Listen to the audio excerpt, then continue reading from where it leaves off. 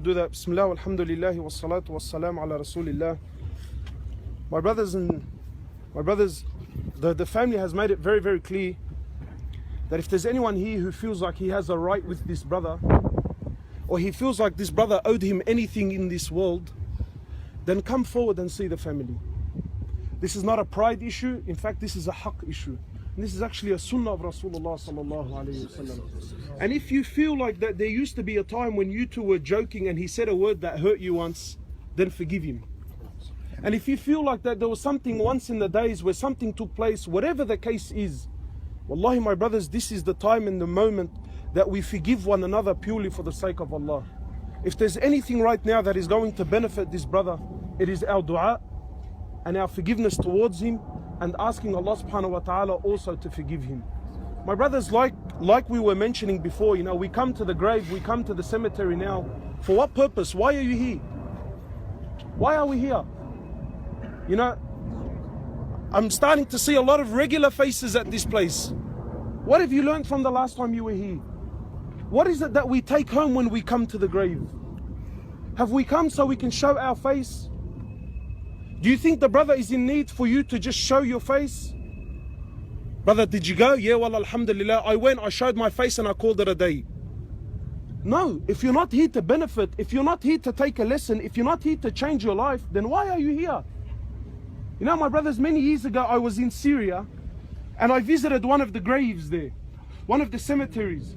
And on the door of the cemetery, they had a plaque, a very interesting plaque. And basically it said on the plaque before you enter into the cemetery, it said, do not be surprised. It's speaking on behalf of the dead, yeah? It said, do not be surprised by us, for we were like you yesterday. But as for tomorrow, well, tomorrow you will be like us. Don't come here and be shocked. There's nothing to be shocked about. And don't feel sorry for brother. Wallahi, don't feel sorry for the brother. Rather, you should feel sorry for yourself. How are you living your life? And how will you leave? What is the purpose of our existence in this world, my brothers? What, to eat, to play, to wear nice clothes and a hectic watch and drive a mad car? Do you really think that Allah, hasha lillah subhanahu wa ta'ala, do you think Allah subhanahu wa ta'ala is that bored and he has nothing to do but to create these little human beings that will spend all their lives competing amongst one? Do you really think that that's the purpose of our existence? Or did Allah subhanahu wa ta'ala create us for something far greater? My brothers, life is not a joke. It's not a joke. You've been created for a reason. And we stand here now and I see many broken hearts and, you know, obviously the father standing next to me, whatever have you. But ask yourself really, now in this moment, what good is a house to this brother? What good is all the money in the world to this brother? What good is an AMG or a Lambo, whatever you want to call it? What good is that now to him? What good is a 6'2" blonde? It's of no benefit. It's of no benefit. No matter how many zeros were in you, it's of no benefit now. Granite bench tops, timber bench top, ensuite, not ensuite, is a double story, is it a split level? How many? This is of no benefit whatsoever. This is gone.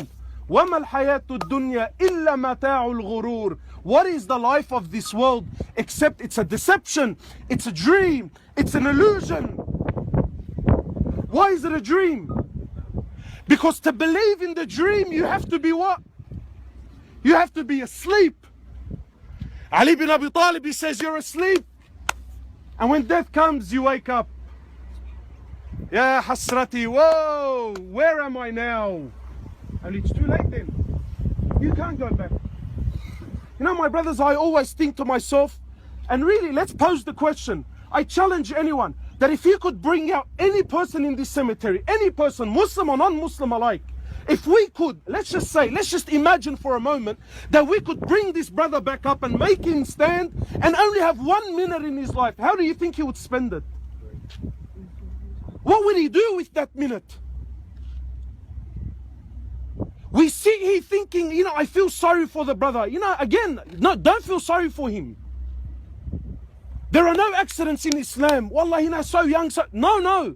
His death was decided by Allah 50,000 years before the creation of the heavens and the earth. That bullet had his name on it, whether you like it or not. That time, that place, that location, this was all decreed by Allah subhanahu wa ta'ala. The question is how did you go? How did he go? What state was he in when he left this world? How are you living your life, my brother? How many more visits, how many more reminders, how many more deaths do we have to see before you and I wake up and pull up and come to understand? Why are we wasting our lives for? For what? For what benefit? So I ask, if we could bring him up, brother, how would you spend your minute? You know, it is only now he knows the value of one, subhanallah. Now he knows the value. If I had just given $1 more in charity, I would have found it here.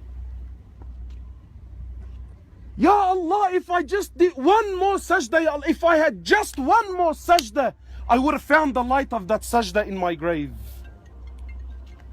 But now it's too late. Now it's too late.